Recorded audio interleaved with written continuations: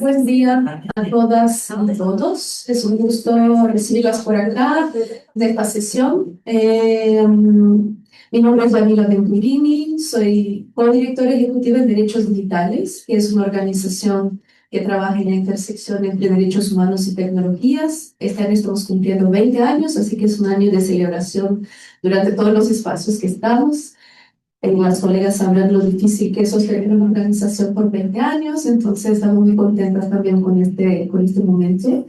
Y acá estoy muy feliz de moderar este panel, que fue una fusión entre una propuesta de derechos digitales que buscaba abordar los instrumentos de fiscalización a la implementación de inteligencia artificial desde el sector público, un trabajo que venimos documentando y haciendo desde hace 6 años ya.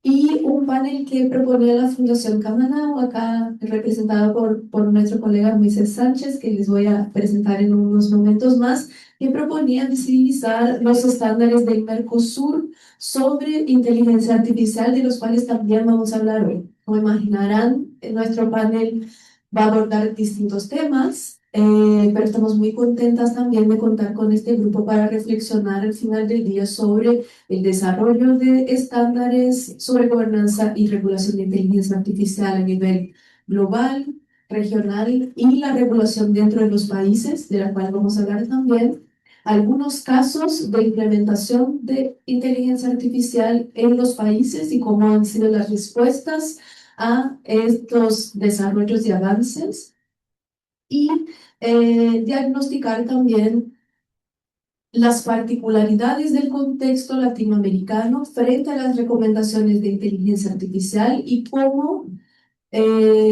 son las oportunidades y los desafíos para implementar estas recomendaciones dentro de los países, ¿no? Como decía, son muchos temas, entonces voy a empezar inmediatamente nuestra conversación, así aprovechamos el máximo de este espacio y damos tiempo también para que ustedes puedan interactuar con las panelistas brillantes que tenemos el día de hoy. Vamos a hacer un formato de preguntas y respuestas. Cada persona va a tener entre 8 a 10 minutos para responder. Yo voy a dirigirles dos preguntas directamente y ustedes pueden compartir sus reflexiones, sus ideas. Yo voy a empezar con Gloria, que se suma en línea, creo que desde México hoy, ya nos contará. Gloria Guerrero es directora ejecutiva de la Iniciativa Latinoamericana de Datos Abiertos, ILDA, que es una gran aliada de derechos digitales en este trabajo. Y ella viene siguiendo muy de cerca hace mucho tiempo cómo los gobiernos de la región promueven un uso ético de datos, entre varios otros temas. Gloria, hay varios estudios recientes que vienen apuntando a un crecimiento en documentos de estándares éticos para la IA en los últimos años, tanto documentos desde empresas, desde estados, desde sociedad civil. Y algunos de estos estudios apuntan también a que hay una sostenida ausencia de participación de representantes del sur global de manera más general y de América Latina específicamente en la discusión y la presentación de estos documentos que luego, como sabemos, influyen en nuestras discusiones internas, ¿no? Entonces parece haber un ciclo en el cual hay pocas evidencias de lo que efectivamente pasa en América Latina informando esos estándares que luego se refleja en las discusiones normativas locales. Desde la experiencia de Hilda, me gustaría saber ¿qué observas que son las principales tendencias y necesidades en América Latina en materia de gobernanza de datos y de inteligencia artificial? ¿Qué creen que deberían ser consideradas en las discusiones tanto a nivel global como regional y local desde lo que ustedes vienen siguiendo? Muchísimas gracias, Yamila, y muchísimas gracias también por la invitación. Un gusto, como siempre, colaborar y trabajar con derechos digitales y también un gusto a todos los panelistas que están por allá de manera presencial. Justamente estoy desde México y en esta ocasión no pudimos acompañarles presencial, pero bueno, por acá estamos en línea. Respecto a lo que mencionas, Yamila, en la parte también de entender, ¿no? Bueno, ¿cuál es el rol de América Latina en estas discusiones globales que se dan? Sin duda hay una falta de representación, como lo mencionabas. Pero también creo que es importante poner en la mesa, decir, bueno, ¿cuál es esa visión latinoamericana que quisiéramos también llevar a esos espacios? Creo que hay muchas redes, muchos grupos de trabajo que han estado trabajando en esto por mucho tiempo. Parte de varios grupos de esos estamos ahí con Hilda.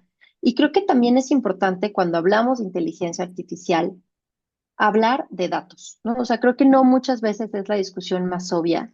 Y también yo identifico que hay necesidades muy concretas en la región respecto a si queremos realmente que la inteligencia artificial sea ética, sea representativa, resuelva los problemas y no genere nuevas brechas.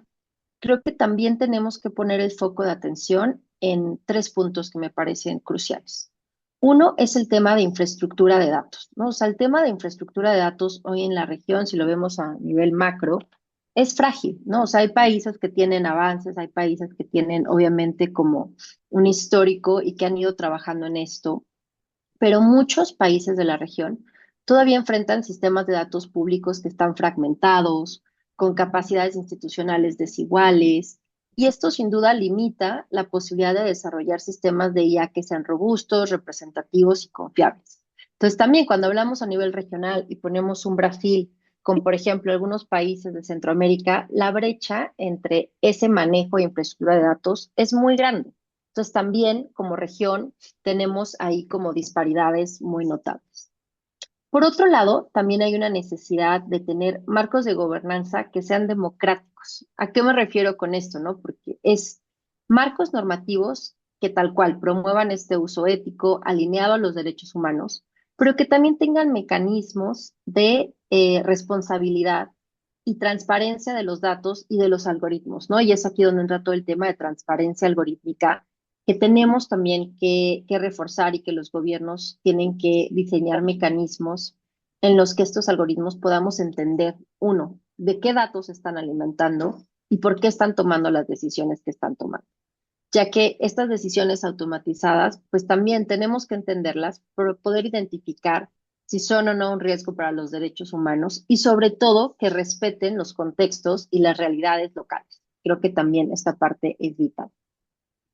Y sin duda, creo que también es importante mencionar que la inteligencia artificial depende de estos datos, ¿no? Y también pensar cómo unir y cómo fortalecer ese puente entre toda la agenda de datos abiertos y desarrollo de inteligencia artificial. La región tiene una trayectoria bastante fuerte, bastante robusta de los últimos 10 años en reforzar todo este tema de datos abiertos y pensar cómo esos datos también pueden servir a desarrollar tecnologías de inteligencia artificial que justamente nos permitan tener mejor calidad de datos, disponibilidad, pero también que esta apertura proteja y siga normas, ¿no? De privacidad, de seguridad. Y esto es esencial si queremos que estas nuevas tecnologías pues sean responsables. Creo que también una cosa importante acá es que dentro de esta discusión no dejar de lado los riesgos, ¿no? que representan los algoritmos y la discriminación algorítmica como la otra cara de la moneda. Si tenemos datos incompletos, si tenemos datos que no están actualizados, si no tenemos datos representativos, si no tenemos datos que respetan los contextos y entienden los contextos de nuestra región, sin duda eso se verá reflejado en sistemas que puedan perpetuar desigualdades estructurales, pero también en nuestro contexto es súper importante que esta discusión vaya de la mano a marcos de gobernanza que respondan a esos desafíos y sobre todo que podamos también usar esto como instrumentos para evitar fallas históricas en los mismos sistemas, pero también en las realidades de nuestra región. Por acá lo voy dejando para ir alineada con el tiempo.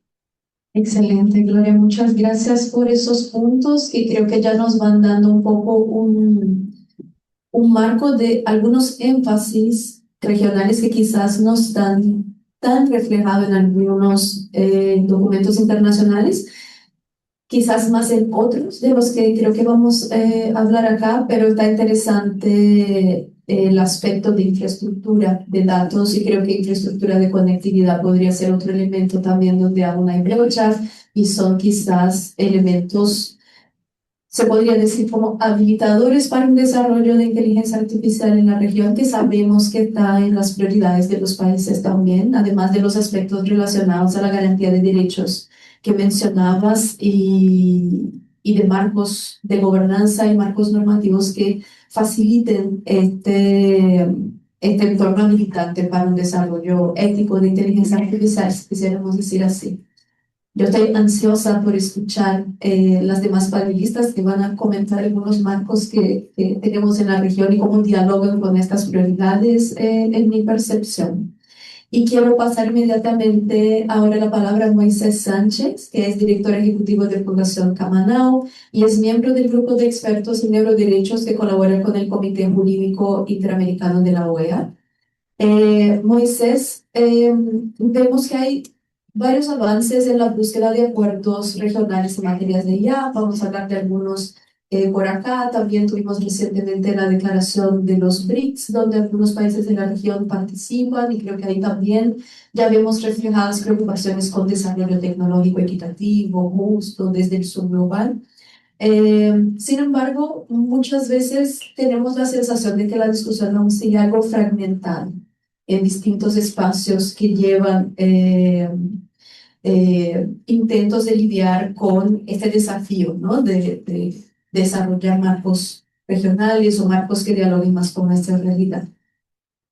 Por otro lado, seguramente las preguntas e inquietudes también abordarán este tema que es difícil de eludir el día de hoy. Tenemos un contexto internacional que parece demandar una coordinación y una colaboración regional fortalecida, incluso por las presiones que vienen desarrollándose en nuestros países en materia de regulación tecnológica, principalmente desde Estados Unidos, ¿no? Entonces, mi pregunta es sobre cómo desde tu experiencia acompañando estos temas ves qué serían los principales desafíos para el desarrollo de estándares regionales en materia de inteligencia artificial y por otro lado, si hay experiencias en el ámbito de inteligencia artificial o en otros ámbitos que podrían servir de insumo a estrategias de coordinación, colaboración y desarrollo de estándares regionales en este tema.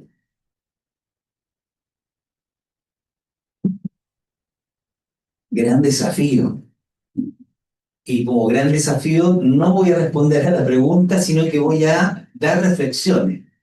Reflexiones para que ustedes puedan ponerlas en la mesa y con su creatividad y con su experiencia van a poder también encontrar fórmulas, porque no tengo ninguna fórmula.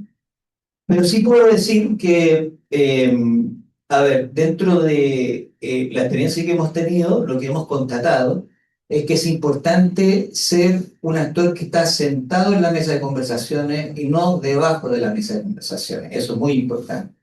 Ahora, en el contexto global en el que estamos, donde la regulación de inteligencia artificial cada día está más en retroceso, en huida libre, ya vieron lo que pasó con la orden ejecutiva que dictó el presidente Biden, que no era suficiente, pero aún así para atrás. Ya vemos lo que pasa en Europa con los intentos de, no solamente el lobby y las compañías, sino también de los mismos países que están viendo de que es un marco tan riguroso que está generando problemas de competitividad. Y por supuesto también el interés de las grandes compañías. Y también la presión que genera el efecto China, que sin ese tipo de regulaciones va impulsando a que estos otros bloques empiecen a relajar sus estándares para abrir que básicamente, ley de la selva. Y en ese contexto estamos nosotros. Y hay organizaciones importantes como Derechos Digitales y otras más de la región que están haciendo un trabajo enorme por poder dar luz en este camino. Y también hay espacios subregionales que están tratando de avanzar en la medida de lo posible. Y esa medida de lo posible es lo que nos va a dar un pequeño espacio en la mesa de conversación. Pero para tener ese espacio hay que tener una estrategia. No se trata simplemente de sentarse, se trata de tener algo que decir. Y sobre eso quiero dar algunas ideas. A ver, hay tendencias regulatorias en nuestra cabeza que son dinámicas preestablecidas desde que estudiamos en la universidad, en el colegio, de que frente a algún problema de índole internacional tenemos que desarrollar ¿Qué cosa? Es como casi como completa la oración. Una convención, un acuerdo internacional o algo así. Y si uno mira el contexto de ahora, básicamente esa fórmula que uno trae desde la universidad no va a funcionar porque no está el horno para bollos, como dicen en algún lugar, para poder generar un gran consenso internacional en la materia. No nos encontramos en el escenario donde se trató de proteger el ADN humano, donde toda la humanidad estaba más o menos de acuerdo en que no se podían clonar seres humanos. Estamos en un escenario muy distinto, donde la fuerza donde incluso las posturas de la gente es contraintuitiva, o sea, la gente en realidad está muy a favor de la tecnología, muy a favor de estos desarrollos, siente que les va a beneficiar la vida, más allá de que en alguna otra parte de su lenguaje hablado diga, no, me preocupa. Al final lo van a usar igual. Entonces, ya, lo que se va generando es un escenario que es un poco adverso para buscar regulaciones duras. ¿Qué nos va quedando? Nos va quedando el escenario del soft law, del derecho que no es tan duro, del derecho, podríamos decir, que más bien recomienda y no obliga. Y en ese espacio creo que sí, nuestra región tiene una experiencia importante. Esto es una tendencia que ya se venía dando hace algún tiempo de dejar un poco de lado las regulaciones de hard law y pasar al soft law como una estrategia donde desde el derecho público y del derecho privado empezar a generar espacios o mini regulaciones, recomendaciones que los estados puedan considerar. Voy a dar algunos ejemplos que tuvieron consecuencias importantes para nuestra región. Por ejemplo, acceso a la información pública, que va en la ruta de primero una sentencia de la Corte Interamericana de Derechos Humanos, luego una ley modelo de acceso a la información que fue elaborado en el seno del Comité Jurídico Interamericano de la OEA. Y esa ley modelo lo que motivó fue un amplio proceso en toda Latinoamérica de generar normas y regulaciones de protección de la información pública. En menor escala y más recientemente, la experiencia que tuvimos con neuroderechos. Avanzamos en el Comité Jurídico Interamericano de la OEA, se hizo una declaración, en el año 2023 se llevó una declaración de principios sobre neurotecnologías y derechos humanos. Consecuencia de esa declaración, varios países se motivaron y uno aprobó una reforma constitucional, Chile ya tenía aprobada una, que protegía los datos mentales, que es el Estado de Río Grande do Sul, acá en Brasil, y hay varios países que ya han aprobado normas de distinto tipo, desde el derecho del consumo, normas de privacidad o normas específicas que tienen que ver con la protección de los datos mentales. Dos de ellos en Estados Unidos, algunos en Latinoamérica, en México se abrió una discusión, en Colombia hay discusiones abiertas, también en Uruguay, en fin. Y con esto quiero mostrar que siendo una herramienta que parece que no muerde, empieza a generar procesos que a veces incluso hasta las compañías no perciben. Nos pasó en la experiencia de generar esos principios interamericanos que después que se aprobaron, llegó el lobby de las grandes compañías de la OEA a expresar su preocupación por algo que se había aprobado porque no se dieron cuenta que venía. Entonces también hay un tema de tener el sentido de oportunidad. Hay un nuevo proceso que se está desarrollando en la OEA que tiene que ver con justicia e inteligencia artificial. Es decir, cómo los sistemas de justicia, no solamente el Poder Judicial, sistemas de justicia, lo que implica la persecución, la sanción, los abogados, en fin, se preparan para enfrentar los conflictos que van a surgir con el enfrentamiento con los problemas que va a generar las tecnologías disruptivas. ¿Por qué esto es importante? Porque en ausencia de regulaciones claras, que es el escenario más probable en Latinoamérica, quienes se van a enfrentar con la resolución del conflicto son los sistemas de justicia.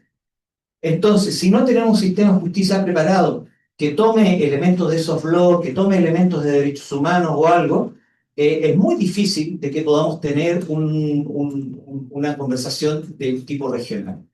Entonces, ahí, por ejemplo, hay una visión estratégica que se puede conversar, de priorizar, en ausencia de regulaciones específicas, la formación del sistema de justicia o la preparación del sistema de justicia frente a los conflictos que vienen. En Chile tuvimos una norma constitucional que nos permitió tener una sentencia de Corte Suprema contra una transnacional de neurotecnología. El año pasado tuvimos una sentencia también contra la transnacional de San Altman por la captura de los datos biométricos del iris, y son las dos únicas sentencias de Corte Suprema en el mundo que existen. ¿Por qué? Porque tuvimos una norma constitucional que parece bastante inofensiva, pero que al momento de llevarla a juicio genera un tremendo cambio.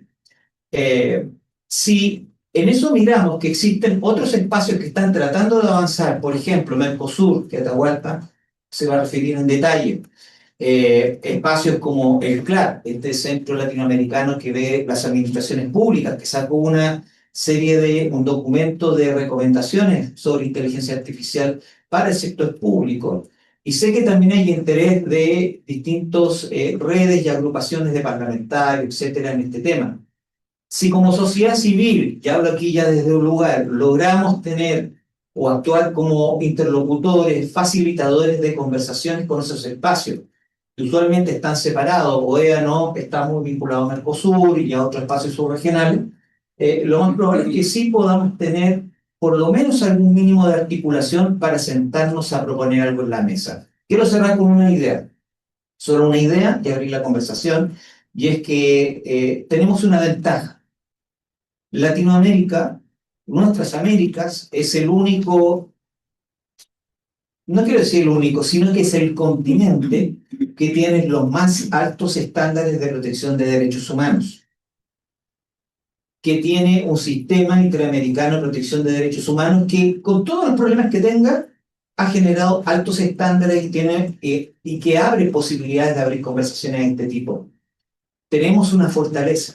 Y si pensamos desde lo que tenemos y no desde lo que nos falta, a lo mejor podemos encontrar una estrategia. Así que, en cierta manera, tenemos por dónde avanzar, tenemos una vía. Por supuesto, esto tiene muchos detalles. Tengo anotado un montón de cosas acá, pero por respeto del tiempo, voy con el micrófono. Muchas gracias, Moisés, y definitivamente respondiste a mis preguntas, inquietudes, trajiste un montón de elementos para discusión, y me sumo a la reflexión final en el sentido de pensar que no solo a nivel regional tenemos un conjunto de estándares muy avanzados, sino también que ya están traducidos en gran medida a nivel nacional. Sin embargo, aún hay desafíos de implementación, ¿no? Yo creo que ahí es donde encontramos el nudo de la cuestión, incluso en materia de acceso a la información, que me parece un tema clave que traes a esta conversación. Tenemos buenas experiencias de uso de normas y estándares de acceso a la información para avanzar más allá en el ámbito de inteligencia artificial, el camino a María Paz también, que está en el público y que ha provocado discusiones muy interesantes de transparencia jurídica en Chile. Gloria también ha acompañado este tipo de esfuerzos, pero por otro lado, cuando vamos a hacer análisis de cómo los estados vienen utilizando estos sistemas, aún encontramos limitaciones básicas de acceso, y creo que también es parte de este tipo de esfuerzos entender las posibilidades, dónde están los vacíos, ¿no? Cuando hay normas, dónde están los vacíos y cómo podemos fortalecer estos procesos y estos sistemas también. Vamos a volver, creo, a esta discusión cuando vayamos a mis colegas, a Flavia, a María Julia, para hablar un poquito del contexto en Uruguay y en Argentina. Pero antes quiero pasar la palabra a Atahualpa Blanchet, que está acá a mi derecha, que es investigador del Instituto de Estudios Avanzados de la Universidad de São Paulo y es director de Relaciones Internacionales del Observatorio del Futuro del Trabajo. Atahualpa, como mencionaba recién Moisés, tuviste la chance de acompañar de cerca el proceso de elaboración de una declaración de principios de derechos humanos en el ámbito de la inteligencia artificial en el Mercosur, que nos parece una referencia regional muy relevante, pero quizás aún poco conocida. Entonces, me gustaría que nos contaras un poco sobre los antecedentes que llevan a este proceso, cómo fueron las negociaciones, principalmente desde el punto de vista de participación de los distintos sectores, y también y principalmente, que creo que eso también dialoga con lo que traía Gloria al inicio, ¿qué puntos de este documento destacarías como relevantes para la región y para la observación de los países a nivel nacional también? Gracias. Muchas gracias. Buen día. También soy brasileño. Este panel es en español, pero queria mandar uma saudação a todos os colegas e colegas que estão aqui hoje, ver que a sala está cheia, agradecer esta oportunidade. Y bueno, como comentó Yamila, ¿no? Y vienen también puntuando a lo largo de este panel, ¿no? Justamente un tema que es fundamental, que es esa diseminación de instrumentos y de instancias también, ¿no? Donde se vienen discutiendo los temas relacionados a la ética, la inteligencia artificial, ¿no? Ahora, como habló Moisés, relacionado al tema de la ética y la neurotecnología, ¿no? Este tema relacionado también a otros gradientes, ¿no? Y también principios y derechos fundamentales, como es el caso, como ha sido mencionado aquí, por el logro de la transparencia algorítmica, ¿no? Tenemos el tema de la explicabilidad, de la no discriminación, entre otros, dos que se van generando determinados consensos en el ámbito internacional, al paso en que también yo digo que cada institución y cada organismo internacional quiere crear un foro también, instrumentos para llamar de suyos, ¿no? Y a su vez también buscar generar mecanismos para su respectiva implementación, ¿no? Por ejemplo, ahora, hace una semana, acá en Río, la reunión, la cumbre, ¿no? De los BRICS, ha inclusive, ¿no? Además de una declaración de bienes, ha también sacado, ¿no? Otros instrumentos relevantes como una declaración específica sobre el tema de la inteligencia artificial. Yo estuve hasta siglo, ¿no? Como columnista del sitio de los BRICS, justamente para tratar de temas relacionados a la implementación de nuevas tecnologías, pero un poco más allá, ¿no? Que se trata del tema de la cooperación internacional, es decir, cuáles son las estrategias para cómo utilizar, ¿no? Justamente, ¿no? Las acciones que están enmarcadas muchas veces en instrumentos que son más genéricos, ¿no? Que son más abiertos, ¿no? Y naturalmente que eso dialoga con un acúmulo, ¿no?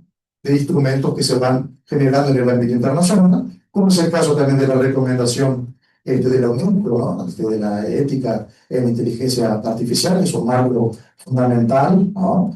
Y otros instrumentos, Yamile y Moisés también, ¿no?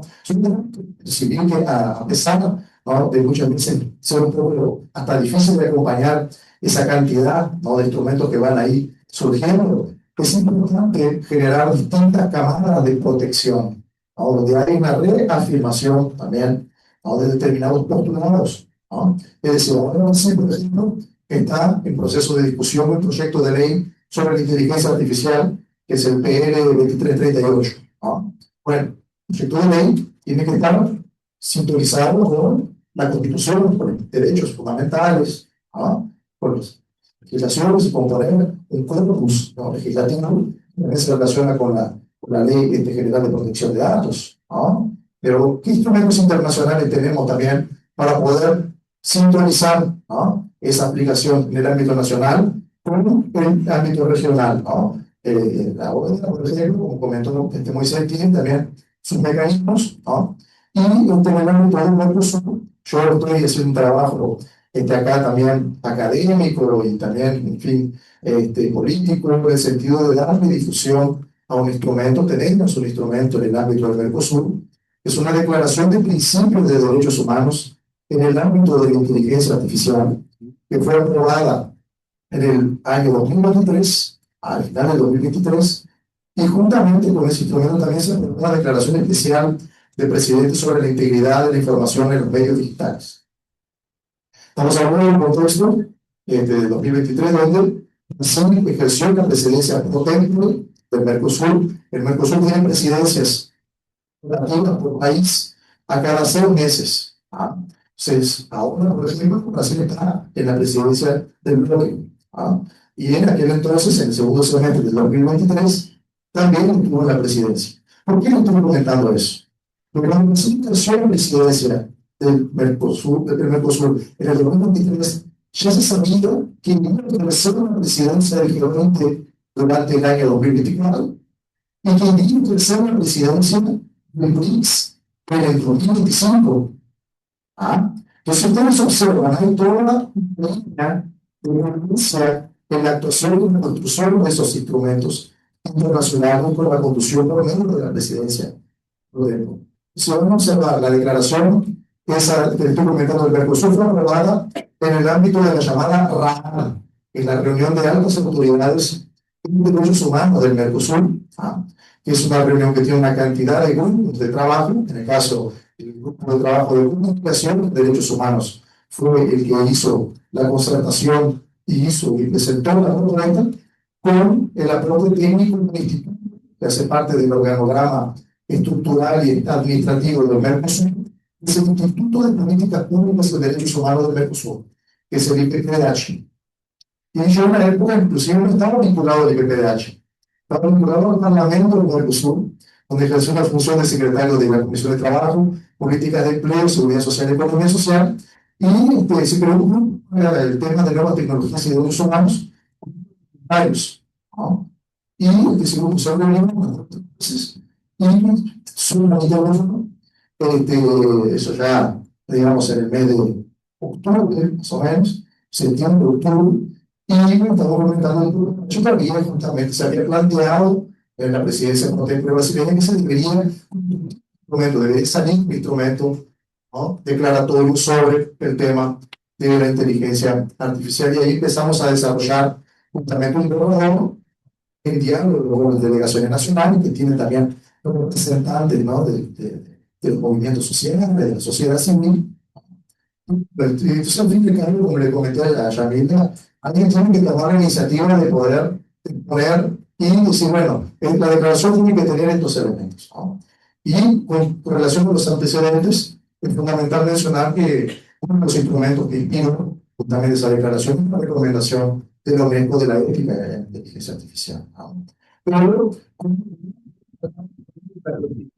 son global, ¿no?, y con la perspectiva de los países de nuestra región. Entonces, por ejemplo, tratamos de una cantidad de principios que ya son reconocidos internacionalmente, como ya fueron mencionados aquí, de la transparencia, de la implicabilidad, de la no discriminación, el tema de los cerros, ¿no?, lo de la aplicación, ¿no?, de entrenamiento, programación, diseño, ¿no?, de los sistemas de inteligencia artificial. Así también tratamos específicamente del tema del acceso, ¿no?, a la conectividad, ¿no?, el tema también de la infraestructura, ¿no?, de conectividad, como algo fundamental, ¿no?, para poder garantizar que los derechos sean ahí sí alcanzados, ¿no? Pero también tenemos algunos temas específicos, me parece que son importantes de destacar de la declaración, que están en internet, que la van a poder leer, comprar y tener sus propias ideas, ¿no?, con relación al instrumento.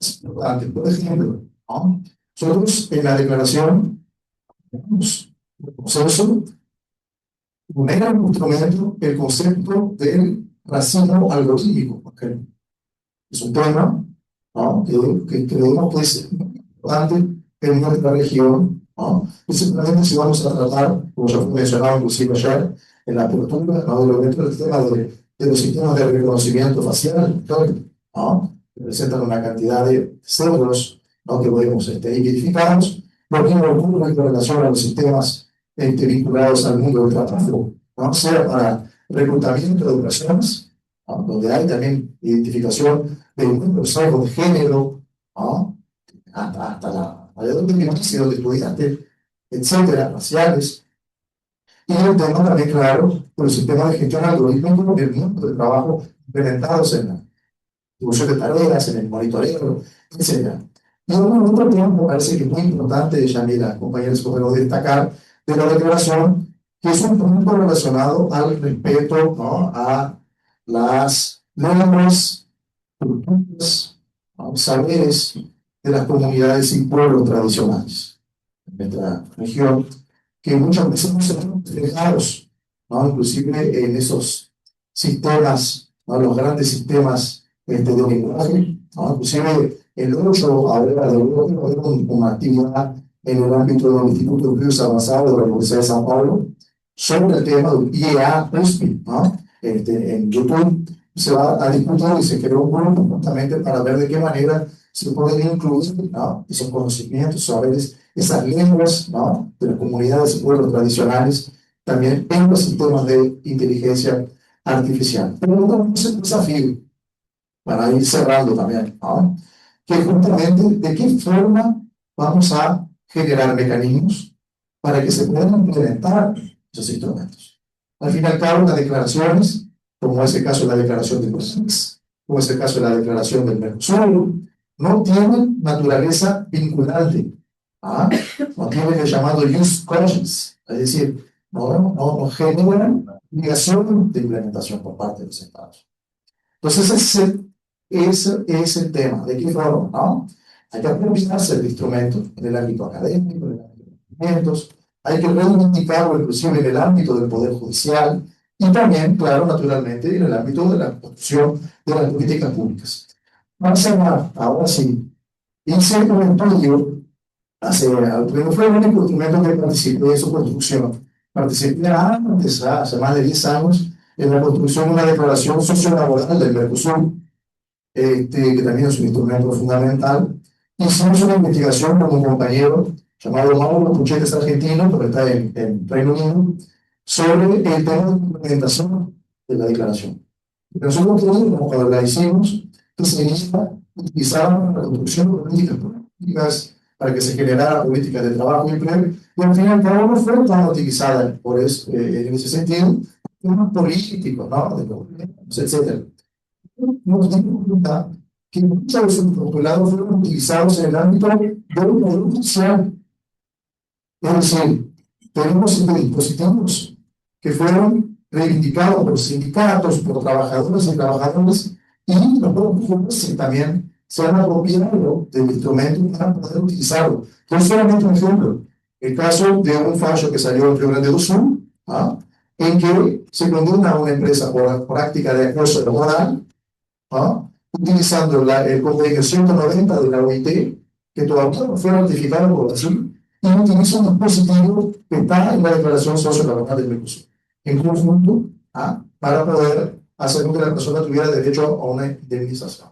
¿Qué lo estoy comentando? Porque a veces uno crea un instrumento internacional con una intencionalidad y muchas veces se aplica de otras formas. Pero para eso lo fundamental es conocer el instrumento, usarlo, reivindicarlo y saber, ¿no? También el momento adecuado tanto para probarlo como para poder hacer que tenga avances. Y eso, claro, que es una clave de carácter no solamente jurídico y carácter material, pero también de carácter político.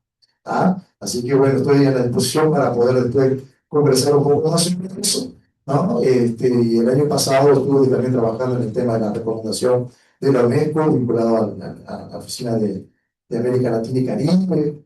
Hicimos un trabajo también en el tema de neurotecnología.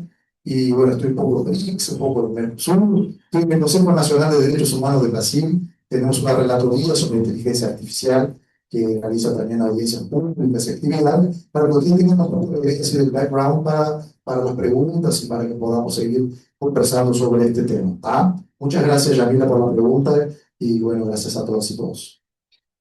Gracias, Atahualpa. Y está verdaderamente interesante el trabajo del Mercosur. Y yo estaba ansiosa por escuchar tu intervención, justamente porque creo que vincula algunas de las cosas que veníamos hablando antes, tanto en el sentido de mostrar cómo se intenta priorizar la superación de brechas en el ámbito de declaraciones más enfocadas en el contexto latinoamericano. Entonces se habla sobre acceso universal a Internet, pero también surge el tema de la preservación cultural y de saberes de pueblos originarios como un tema clave. También surge el tema de eliminación de sesgos de género, de sesgos étnicos, raciales, de manera muy explícita y quizás un poco con un énfasis un poco diferenciado del que hay en otros instrumentos como la misma recomendación de UNESCO, donde efectivamente estos elementos están, pero quizás no con este énfasis tan específico, ¿no? Y por otro lado, me parece interesante la experiencia que mencionabas con los lineamientos sociolaborales, porque también dialoga con lo que decía Moisés sobre las distintas estrategias que podemos adoptar y los distintos impactos de lo que por ahí se entiende como soft law, pero que va teniendo como consecuencias quizás diferenciadas en el momento de implementación, ¿no? Voy a pasar ahora la palabra a Flavia Baladar, que es asesora jurídica de la Unidad Reguladora y de Control de Datos Personales de Uruguay. Es profesora de Derecho Informático también en la Universidad de la República. Y Flavia, quizás con base en lo que escuchamos de la declaración de Mercosur, efectivamente,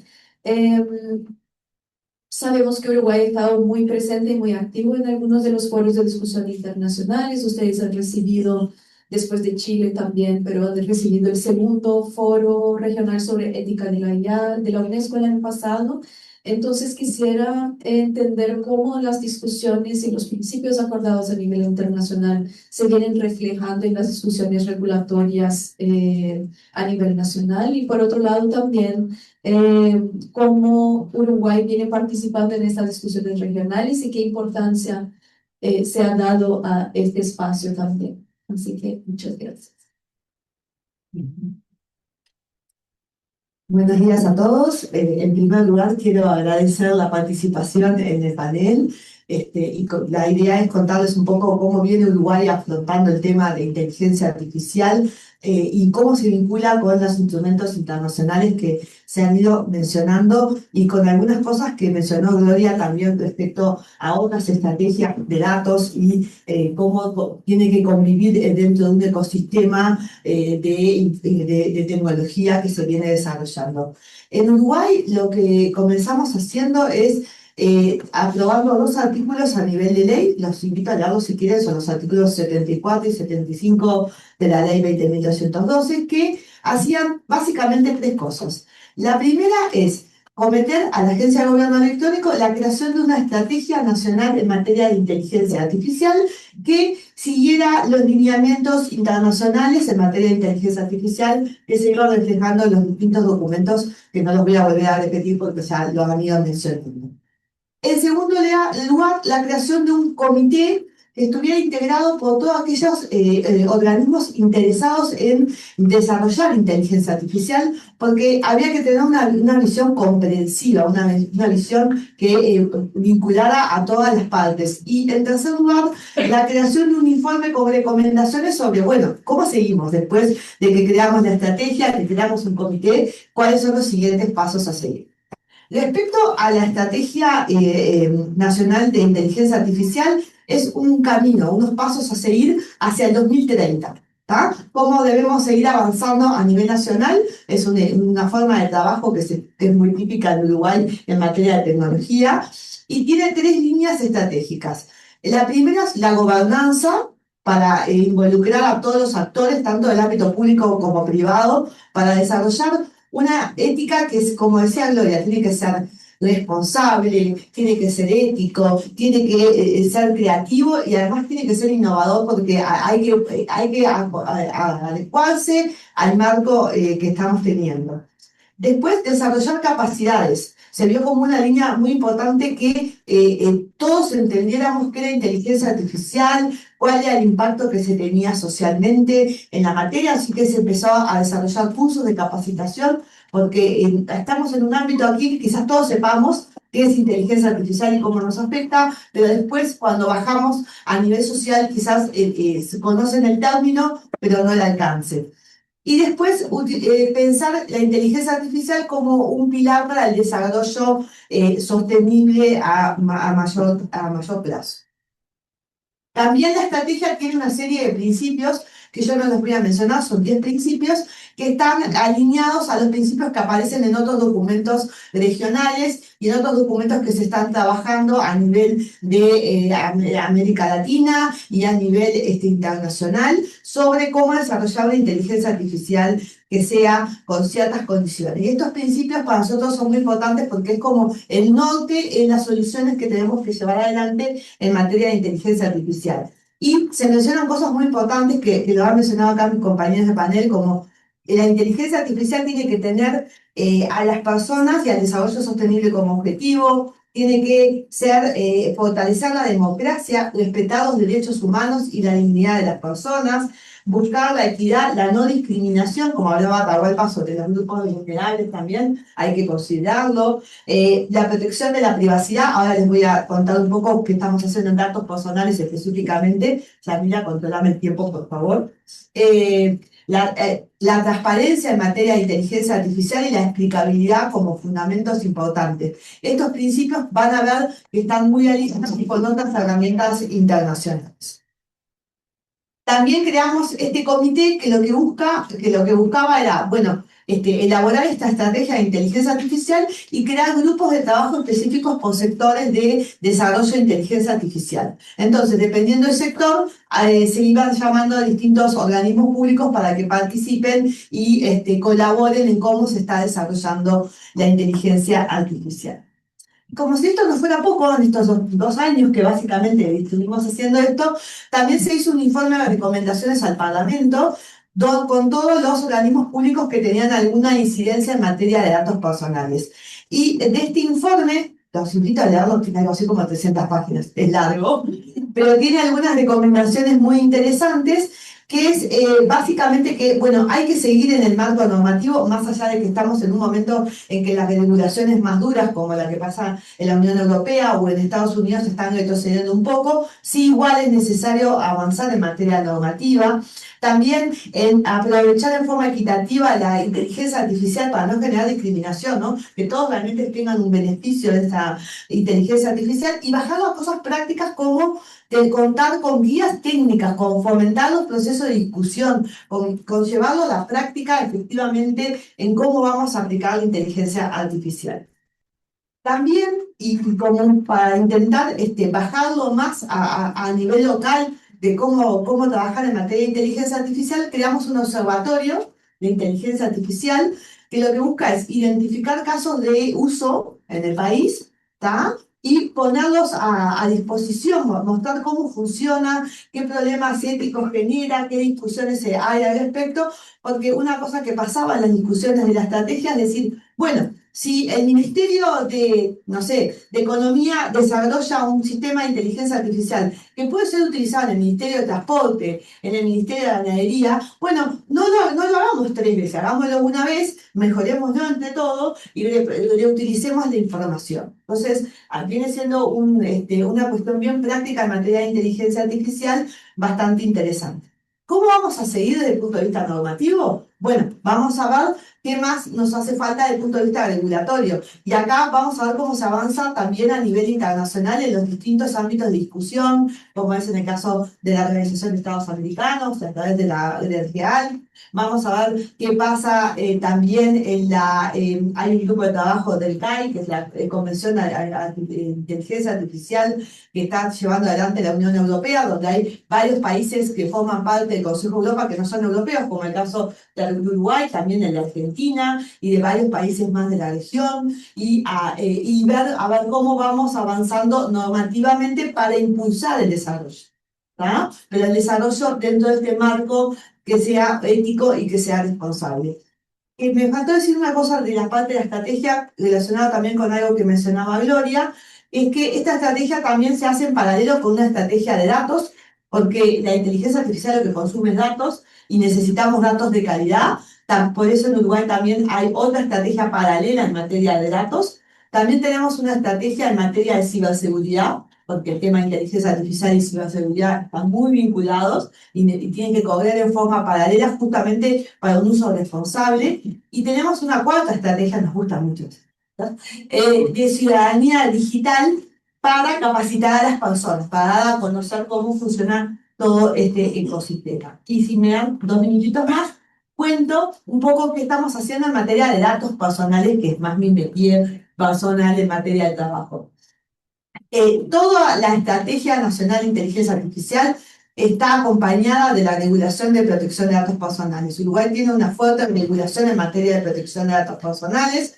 Tenemos ley desde el año 2008 y tenemos un órgano de control desde el año operando a partir del 2009. Tenemos un gran desarrollo en materia de protección de datos, un nivel bastante importante de desarrollo a nivel nacional.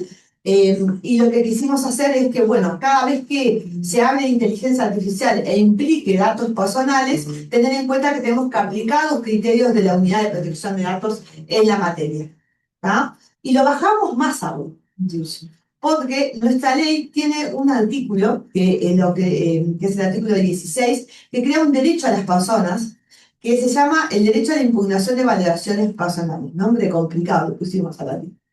¿Qué significa este derecho? Que cualquier persona puede exigirle a una empresa, a un organismo público, a una persona física que utilice sus datos en forma automatizada, que le explique cómo se hace ese tratamiento de datos, cómo se llega a determinados resultados de ese tratamiento automatizado de datos. Este artículo es muy novedoso, ¿por qué? Porque fue creado en el año 2008 cuando no había aún conversaciones sobre inteligencia artificial. Pero el legislador ya estaba pensando que en el futuro íbamos a tener muchos tratamientos automatizados y muchos perfilamientos que realmente iban a necesitar una regulación para proteger la privacidad de las personas. Entonces, tenemos un caballito de batalla porque por cada vez que se usa inteligencia artificial, en nuestro país hay que informar a todas las personas sobre ese alcance. ¿Cómo se hace la información? Bueno, se puede hacer informando de a uno, casi que temas de inteligencia artificial es muy difícil, o informando por medios fehacientes. Para reafirmar un poco este derecho a la información, de conocer cómo funcionan las inteligencias artificiales, nosotros hicimos una modificación a la Ley de Protección de Datos muy pequeña el año pasado, por lo cual cometimos al órgano de control, a la unidad de datos personales, a decirle a todos aquellos que utilizan el sistema de inteligencia artificial que además de aplicar la normativa de protección de datos, van a tener que informar. ¿Por qué? ¿Por qué hacemos tanto hincapié en el informar, informar, informar? Porque entendemos que es el caballito de batalla de todos. Si conocemos cómo funcionan las cosas, podemos conocer el alcance y las consecuencias. Y es bueno para todo el ecosistema. Para los que son afectados por tratamientos de inteligencia artificial, ya termino. Como como para los responsables cuando tienen que explicar cómo hacer estos temas. Por tanto, tenemos ahora un ecosistema de normativo que es bastante soft, así que creo que Moisés me lo va a aprobar, donde tenemos impulso de normas de inteligencia artificial para seguir trabajando y viendo cómo se desarrolla, y una fuerte normativa de protección de datos que busca proteger a las personas. Y además, trabajamos en varios foros internacionales en la materia. Así que por acá dejo antes de que muchas gracias. Muchas gracias. Sí, así reservamos un tiempito, aunque sea para interacción con el público. Bueno, voy a pasar ahora a María Julia Giorgelli, que es subcoordinadora de datos personales en la Defensoría del Pueblo de la Ciudad de Buenos Aires. Colabora con la Red de Mujeres para la Justicia y la Fundación Igualdad. Además, es profesora de posgrado en la Facultad de Derecho de la Universidad de Buenos Aires. María Julia, ayer en la sesión de apertura nos comentaste sobre el relevante caso de Buenos Aires relacionado al uso de reconocimiento facial. Sabemos que tanto Argentina como varios países en la región vienen buscando avanzar en otros tipos de uso de inteligencia artificial en el sector público. Flavia también nos comentaba un poco sobre eso, más allá de varios desafíos que persisten en materia regulatoria, ¿no? Incluso temas de protección de datos en varios de los países de la región. Quizás me gustaría que pudieras comentarnos un poco el estado de las discusiones en Argentina en materia regulatoria y cómo se han visto influenciadas o no, tanto por esos casos recientes o como por las discusiones internacionales. Y por otro lado, ¿qué tipo de instrumentos crees como miembro de la Defensoría que serían necesarios para avanzar mejorías en materia de garantía de derechos en el uso de esos sistemas? Bueno, buenos días. Me parece que traigo solo malas noticias de Argentina. No quiero ser pesimista, pero bueno, en realidad, digamos, recojo un poco en cuanto a los temas normativos y demás, esta situación también, ¿no? De fragmentación, digamos, de cierta diseminación. Y sobre todo me parece como de poca cultura también por parte de los organismos, ¿no? De aplicar este tipo de leyes y de tenerlas, ¿no? En mente. Eso me parece que es muy importante. Recién escuchaba acá a Flavia hablando del tema también, ¿no? De esta garantía en relación a la necesidad de estar al tanto cuando hay un tratamiento automatizado de datos personales. En Argentina la situación es igual. Existe además el convenio 108 que también protege esta garantía, pero de todos modos no es algo, ¿no? Que sea usual y no ha estado como en la mesa de debate en el momento del sistema de reconocimiento facial, por ejemplo, ¿no? Concretamente no existen leyes en materia de inteligencia artificial en nuestro país, hubieron por supuesto debates, están también, ¿no? Todo el soft law que fueron mencionando acá mis colegas. Y bueno, y en materia esto un poco no más específica, si bien uno puede apelar a las leyes de protección de datos personales o de pronto a leyes en materias de seguridad o al convenio 108, tengo esta sensación, ¿no? Que en decisiones judiciales o en adopciones por parte de los estados hay como poca pregnancia de estas normas. Incluso hay poca pregnancia respecto de temas un poco de normas, ¿no? Sobre estándares de calidad o frameworks que tampoco van a permitir poder proteger los derechos de las personas.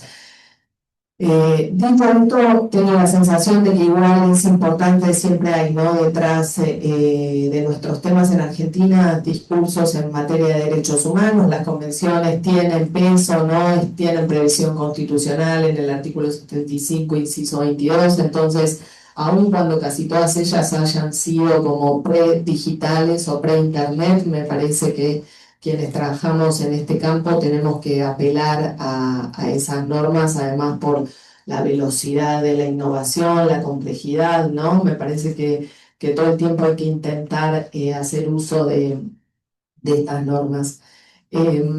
Dicho esto, hago unos bullets sobre algunos casos de uso que uno ve por parte de la administración pública, traccionado por la idea, ¿no? De la innovación, de que las tecnologías vienen a solucionar problemas que, por supuesto, siempre son más complejos de lo que se pretende, pero bueno, la cultura va un poco por ahí, como hacía acá Yamila mención, la Ciudad de Buenos Aires en el año 2019 contrata un sistema de reconocimiento facial, un sistema por supuesto enlatado, no es un desarrollo propio, no se testea el sistema de reconocimiento facial porque las leyes no prevén la obligación de realizar estos estudios de impacto a la privacidad y el sistema termina funcionando mal.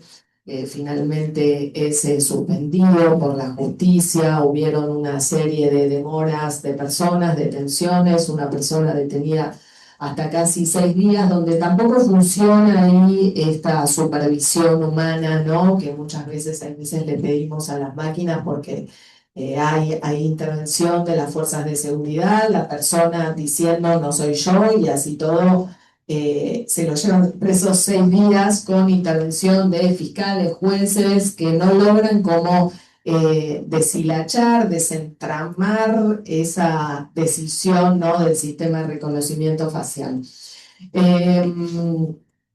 Argentina insiste hoy en día con el tema de uso de la inteligencia artificial en cuestiones de seguridad, cuando además todos sabemos, ¿no? El impacto que tiene esto, porque bueno, ¿no? Hay afectaciones a la libertad ambulatoria, no es lo mismo hacer uso, ¿no? De un sistema de inteligencia artificial para una recomendación de un aviso publicitario que cuando tiene, ¿no? Impactos tan fuertes sobre nuestros derechos.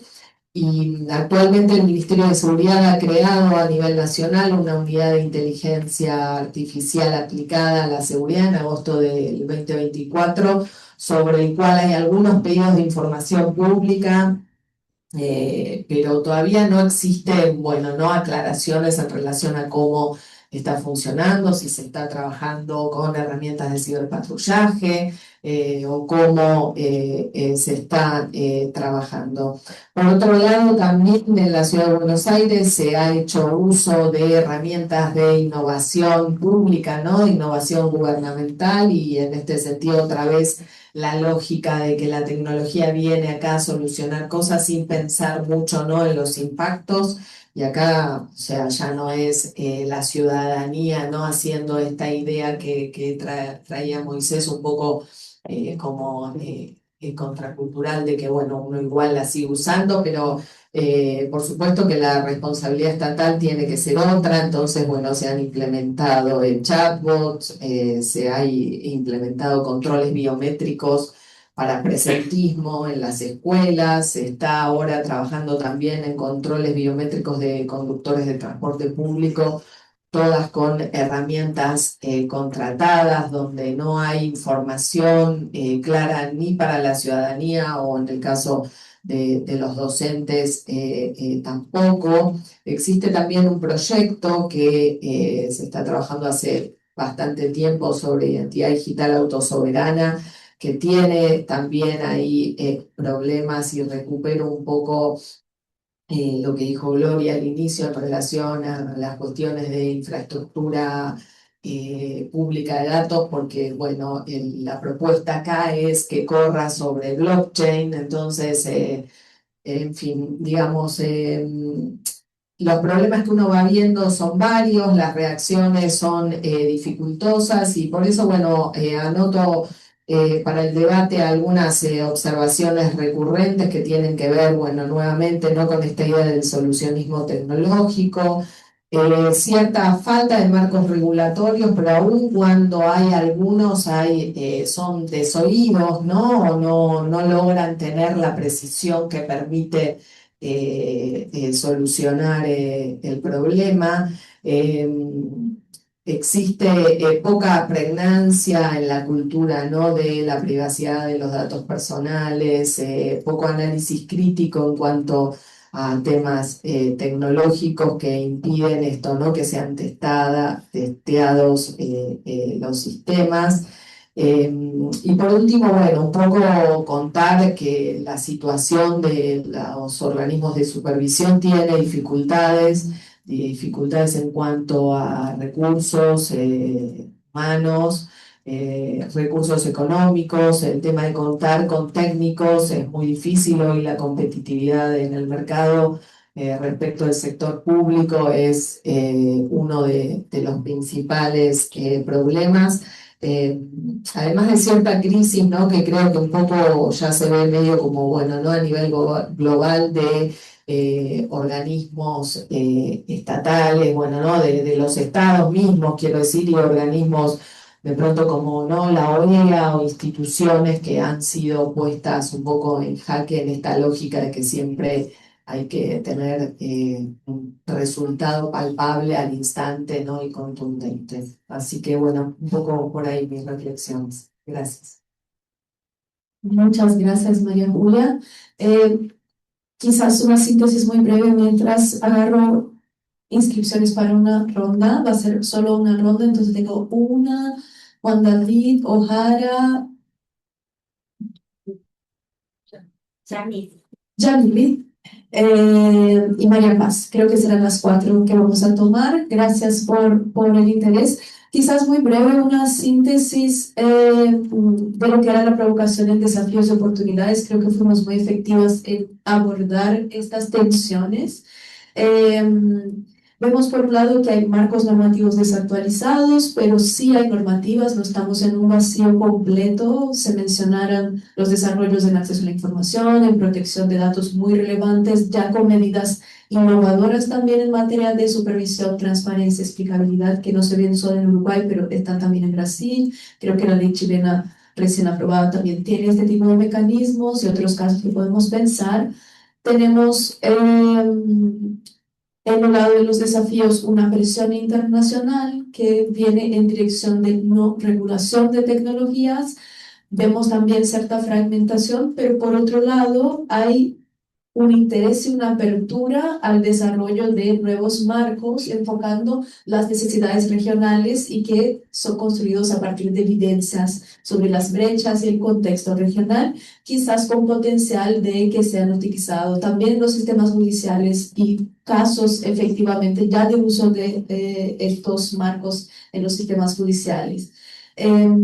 Escuchamos sobre los límites a la implementación efectiva de algunas de las reglas que ya están en vigencia, pero por otro lado también escuchamos sobre el potencial y la efectividad de un abordaje basado en fuertes estándares de derechos humanos a nivel regional, reflejados también a nivel constitucional en la mayoría de los países. Y recién nos contaba María Julia, por un lado, sobre el rol de los órganos de protección de derechos fundamentales, pero por otro, sobre la necesidad de fortalecimiento de las instituciones de supervisión en general, tanto a nivel financiero como de capacidades, a nivel normativo cuando se trata de criterios de independencia, entre otros elementos. Y creo que podemos sintetizar también en que sí hay una apertura dentro de los países, más allá de la presión del sector privado y de la presión ahora de algunos gobiernos, de seguir discutiendo el tema y una disposición a avanzar incluso a nivel regulatorio, que habrá que ver cómo seguirá desarrollándose en los próximos tiempos, ¿no? Así que me parece que un poco tratando de sintetizar el escenario que tenemos, y paso de inmediato la palabra a Juan David para su pregunta o comentario. Muchas gracias, Yamila. Muchas gracias al panel. Aprendí muchas cosas, salgo de aquí con cosas que no sabía, entonces les agradezco muchísimo. Yo quiero rápidamente proponer una visión alternativa a lo que Moisés denominó huida regulatoria de inteligencia artificial, y lo voy a hacer de una óptica más positiva, pero basada en evidencia. Hay una presión internacional, como decía Yamila, para que no haya regulación, pero esto es como si alguien estuviera tratando con una tapa en una olla en la que hay una ebullición muy grande.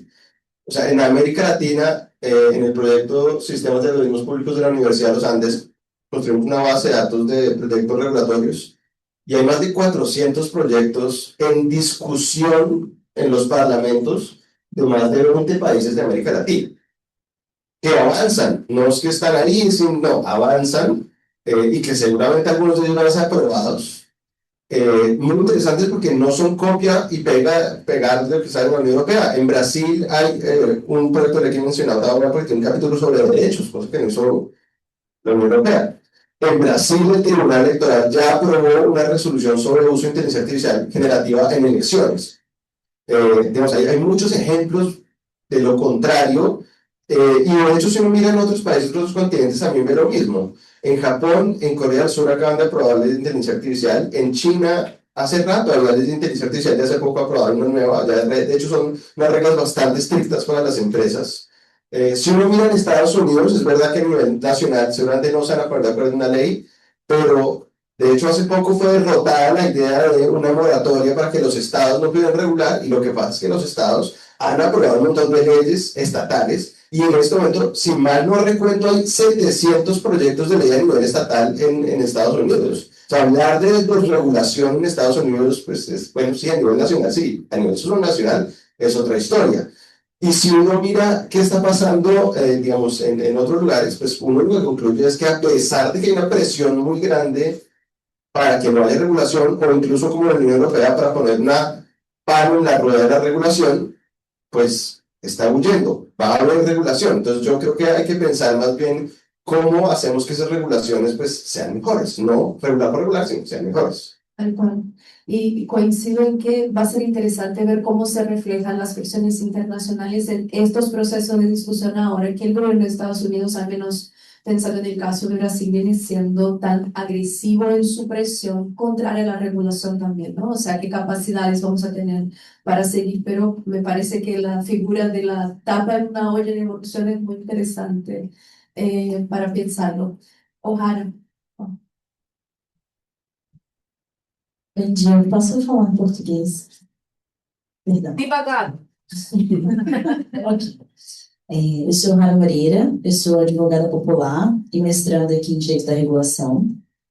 Eu tenho uma pergunta para fazer para todos vocês. Muito obrigada por terem trazido as contribuições, eu tomei nota de absolutamente tudo. Vou usar. O que tenho tido dificuldade é na aplicação das propostas que vocês estão trazendo e dos mecanismos que já estão postos. Pelo seguinte, eu vou trazer um exemplo do caso chamado break dos apps aqui no Brasil. Foi um período que, durante a pandemia, os entregadores de aplicativo reivindicaram melhores condições de trabalho, e uma plataforma, né, muito grande de entrega de comida boicotou a greve, tanto com estratégias de desorganização, infiltrando pessoas, quanto com campanhas de desinformação e destruindo a organização dos trabalhadores, inclusive no meio digital e nas manifestações. Além disso, teve shadow ban, teve uma série de outros problemas. O Ministério Público Federal, o Ministério Público do Trabalho, fez um TAC, e esse TAC ele só foi aberto depois de uma investigação da Agência Pública, que é uma agência de jornalismo independente aqui do Brasil, que coletou os documentos, inclusive reuniões em que diziam que iam destruir um líder específico dessa mobilização, que é o Galo. E o Galo sofreu vários problemas, enfim, vários, inclusive na família e pessoais de saúde, por conta desse evento. Resumindo, no TAC, tinha uma série de obrigações que a empresa tinha de cumprir. Parte dessas obrigações incluía, né, não atrapalhar mais a manifestação e a organização, enfim, foram utilizados também os normativos da organização da OIT. Então, foi utilizado todo o marco normativo que vocês trouxeram para fundamentar esse caso. Só que o problema está, na verdade, nas obrigações que foram assumidas depois, porque o valor da multa foi convertido em estudos que foram contratados pela própria empresa, sobre como é a vida dos entregadores de plataforma. Então, a plataforma, que violou o direito de greve dos trabalhadores, contratou uma empresa do terceiro setor, uma organização do terceiro setor, que é em prol dos direitos humanos, para fazer esse estudo. E nesse estudo, inclusive, eles foram convidar o Galo para dizer como ele tinha se sentido. E o Galo se recusou, porque, inclusive, foram pedir a ele de forma gratuita para dizer algo que ele já estava dizendo. E aí, para encerrar, o Ministério Público colocou mais uma série de obrigações e eu fiz um pedido de live, de acesso à informação, para dizer como que vocês monitoraram o cumprimento desse acordo. E aí, para encerrar minha pergunta para vocês, é como que vocês têm trazido isso para os praticantes de direito, porque eu trabalho com sindicato, eu trabalho com movimento social, e tem sido uma dificuldade muito grande de aplicar as normativas que nós temos diante dos desafios que a gente tem enfrentado em relação aos big techs e os impactos dentro dos nossos movimentos. Então, só para ter uma noção de que, inclusive, o terceiro setor e a sociedade civil têm colaborado com a violência contra os trabalhadores e contra os movimentos sociais em relação a esse arranjo sobre inteligência artificial e as lutas populares. Jamile. Bom dia, meu nome é Jamile, também vou falar em português, se me permitirem. Eu sou professora convidada, assistente de ensino e pesquisa aqui na Fundação Getúlio Vargas, faço doutorado na PUC do Rio. E desde a graduação eu venho pesquisando sobre o uso e desenvolvimento de inteligência artificial no Poder Judiciário no Brasil, pensando em formas de regulação setorizada, nesse sentido. Hoje a gente tem, segundo os dados de 2023, 140 sistemas em uso ou desenvolvimento pelo Poder Judiciário aqui no Brasil.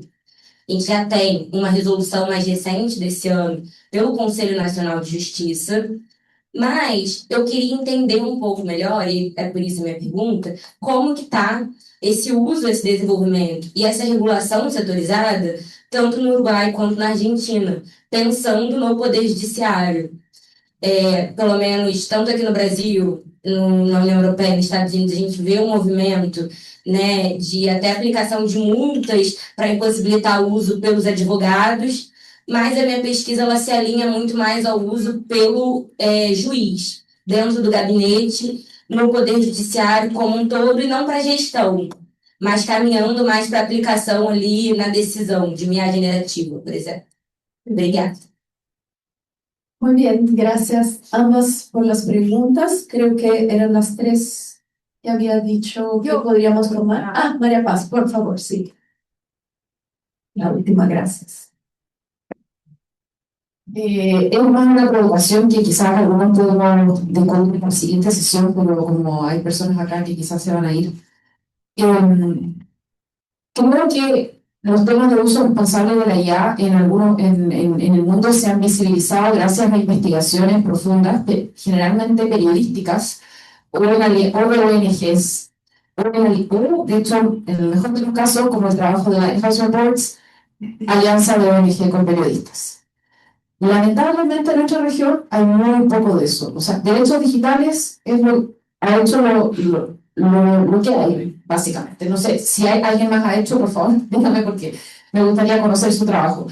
Entonces, creo yo, que más que desde un país impulsemos esto, ¿qué tal si armamos un proyecto que lo financia alguno de los soros, no sé, en donde capacitemos a periodistas de diferentes países de América Latina, a ONG tipo Ciudadanía Inteligente, u otros, a mí como hermanas de derechos digitales, etcétera, donde participen profesores como Juan David, como yo, que tenemos repositorios, donde nos mostremos herramientas como las que tiene el GovLab de uso de IA responsable, que son gratuitas y de código abierto, y en el fondo impulsemos a los periodistas de nuestra región a hacer esas auditorías algorítmicas, a aliarse con académicos como Alberto Couso también, está haciendo investigaciones de discriminación algorítmica.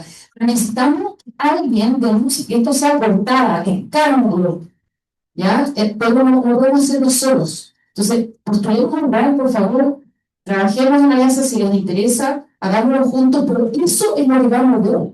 La balanza, la bruja va a hacer que esto avance, porque en otros países eso ha sido lo que ha hecho avanzar. Solamente ese es mi comentario. Totalmente, María Paz, gracias por eso. Creo que es una excelente provocación y creo que se puede armar un buen grupo de trabajo para pensar algo así. Quizás muy breve reaccionando desde derechos digitales, ha sido un desafío enorme documentar cómo se vienen desarrollando esas iniciativas y en particular el tipo de vulneración que han generado y que pueden generar, incluso por las barreras que yo mencionaba en la efectivación más básica de derechos que ya están garantizados, como el acceso a la información pública, el acceso a la documentación, etcétera. Pero creo que coincidimos bastante en el diagnóstico de que es necesario impulsar eso. Puedo comentar, quizás aprovechando la mención al caso brasileño de la huelga de apps que se dio en pandemia, que hay algunas iniciativas actualmente de Fundación Thomson Reuters que están incentivando investigación en materia de inteligencia artificial, investigación periodística, y han salido notas bastante interesantes también en esa línea. Creo que es algo como para estar atentas y ver cómo colaborar directamente. Y quizás sumando el elemento de quienes están en la batalla por efectivar esos derechos y cómo generar vínculos con estas personas, también me parece como que es un elemento clave y un desafío enorme también de pensar cómo potencializar eso. Y pongo también, y con eso cierro, el elemento de la protección en la balanza, porque sabemos que esta es una región que es una región también muy violenta, quienes tratan de efectivar derechos, visibilizar vulneraciones, etcétera. Entonces también creo que es parte de un desafío quizás un poco más silencioso, pero que está por detrás de algunos de los otros desafíos de implementación. Voy a pasar a cada una de ustedes por 2 minutos para reacciones generales. Por ahí sí. Empecemos por Clara, de verdad. Y María Julia me lo dice así. Respecto a la pregunta de cómo reacciona el Poder Judicial, en el caso de Uruguay, lo que tenemos es la fuerte normativa de datos personales, ¿no? Entonces, cuando hay una vulneración con temas de datos personales, en general tenés el marco regulatorio que implica, si hay una vulneración a la ley, bueno, que se pueda visibilizar en la vía judicial. Puede ser por los daños y perjuicios, ¿tá? Que es una vía general. Hay algún vínculo también con algunos temas de delito informático relacionado con el uso de datos personales que podría llegar incluso a impulsarse. Y también tenemos la vía administrativa, porque el órgano de control es muy fuerte en la vía administrativa y recibe muchas denuncias por mal uso de la información personal. Si se hace en el contexto de inteligencia artificial, la competencia la tiene el órgano de control y tiene un amplio espectro sancionatorio.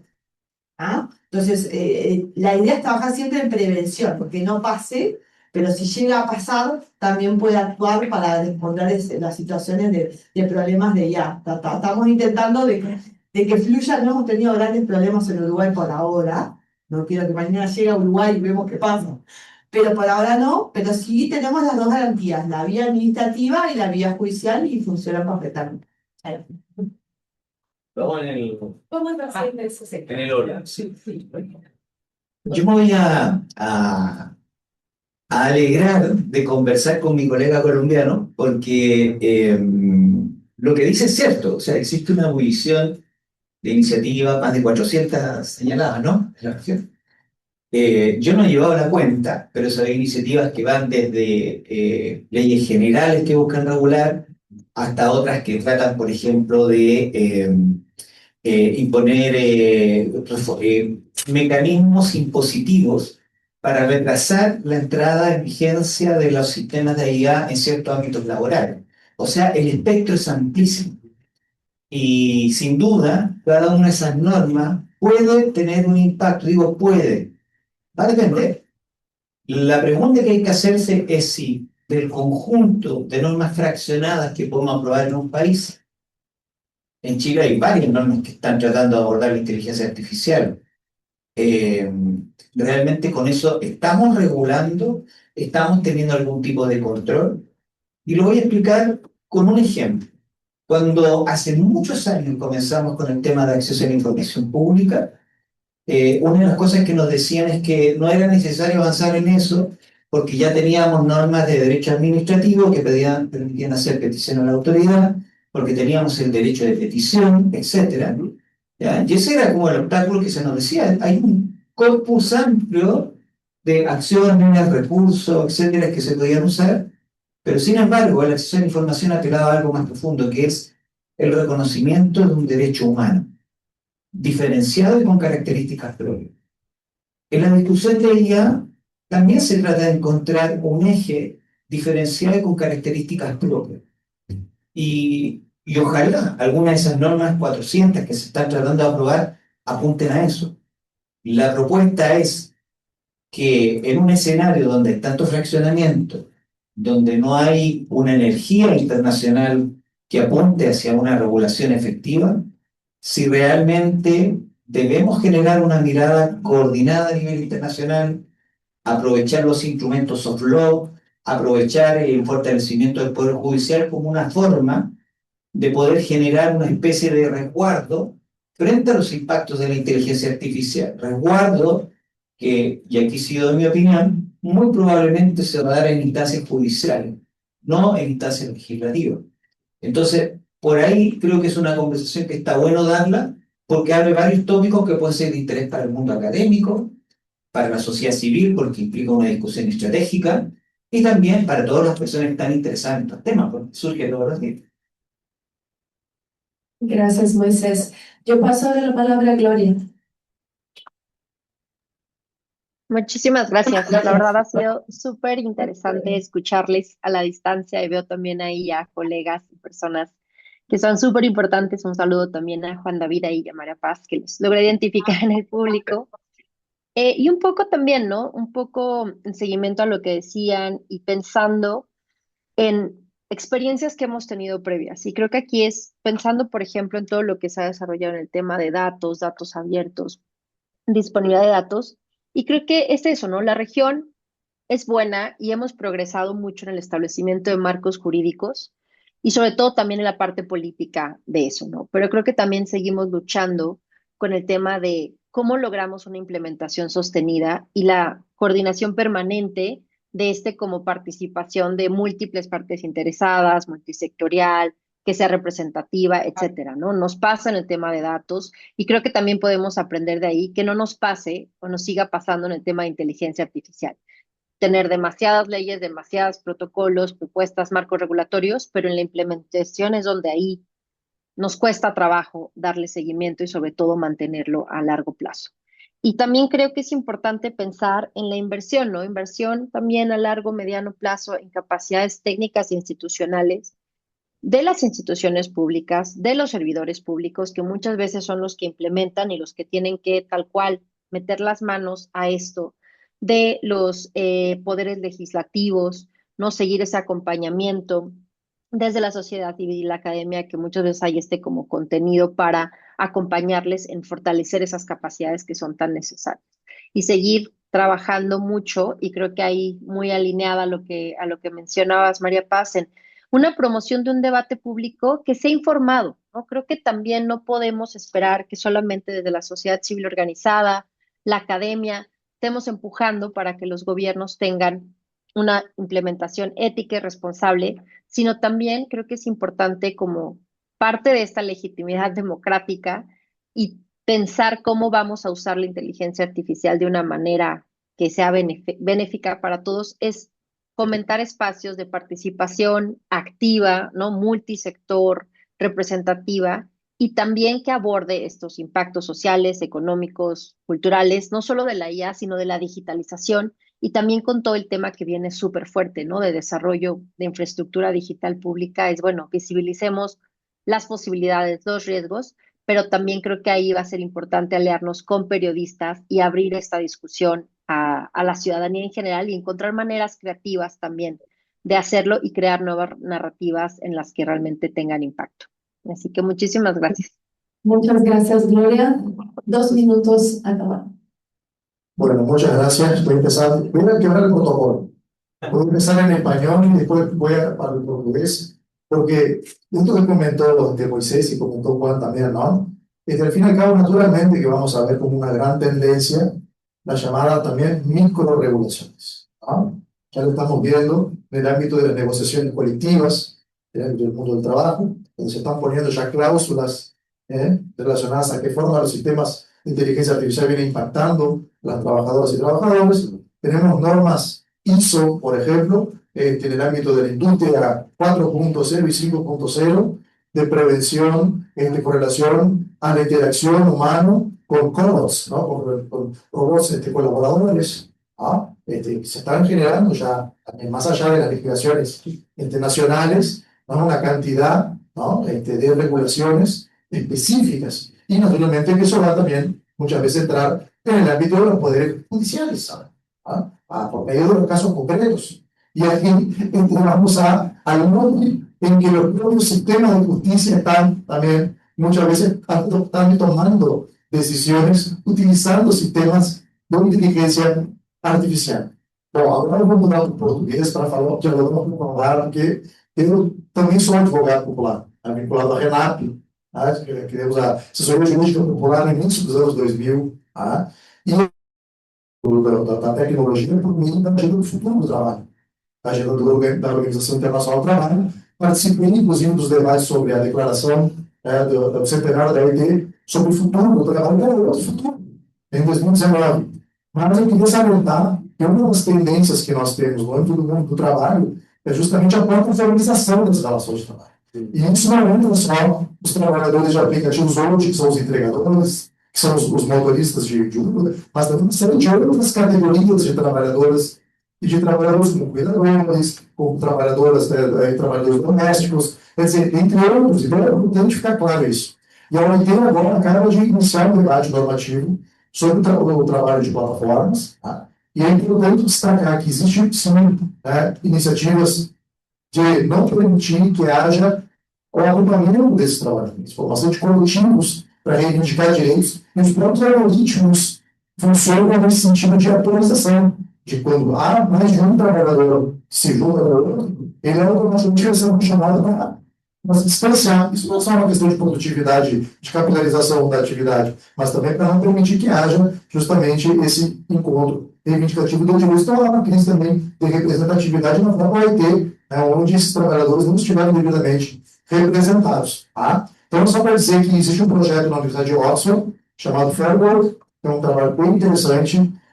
Nós, no âmbito do IEA da USP, temos um observatório do trabalho e da classe trabalhadora, e que temos um GT, que é o GT1, participa também desse grupo, tratando justamente sobre esses fenômenos vinculados aos impactos da inteligência artificial. No trabalho está aberto aqui, para que nós possamos conversar, e os demais também, porque isso é um tema fundamental. Volto a dizer, não impacta só aos trabalhadores que hoje conhecemos como os trabalhadores de aplicativos. Como toda pessoa que trabalha por meio de um dispositivo móvel pode ser passível da sua respectiva plataformização. Já uma matéria, inclusive, falando de advogados que participam de audiências também. Isso está acontecendo, tá? Obrigado.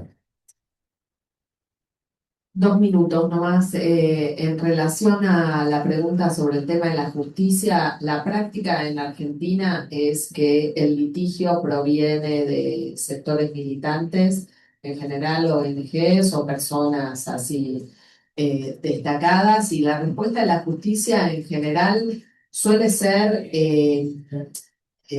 poco profunda en cuanto al debate doctrinario, ¿no? Siempre sí un abordaje quizás de derechos humanos, en el caso del sistema de reconocimiento facial, se logra avanzar un poco en ese sentido. Después, si querés, te doy detalles, porque previamente la Asociación por los Derechos Civiles había metido un trámite judicial, lo rechazaron, ¿no? Y tiene como ciertos ribetes la decisión específica del sistema de reconocimiento facial, pero la sensación es un poco esa, un abordaje de derechos humanos y poco posibilidad de analizar a fondo temas más de inteligencia artificial, cuestiones técnicas. Bueno, gracias a todas, gracias a la flexibilidad de la organización también, nos pasamos un poquito. Excelente debate y estamos muy contentas de seguir esta conversación durante lo que queda del evento y en otros espacios donde nos podamos encontrar. Muchas gracias.